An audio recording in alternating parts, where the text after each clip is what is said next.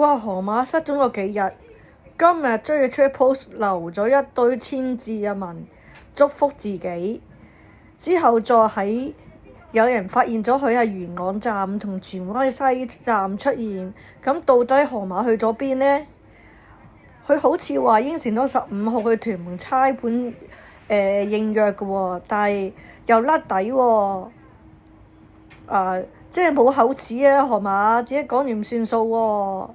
咁到底佢之後會唔會出片呢？咁我就未知之數啦。河馬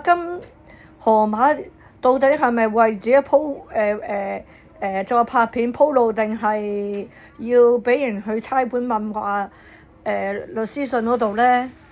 我都好想知結果啊！我呢就買定花生㗎啦，等河馬幾時收皮哇！今日仲出 post， 即係佢想證明咗自己未死得。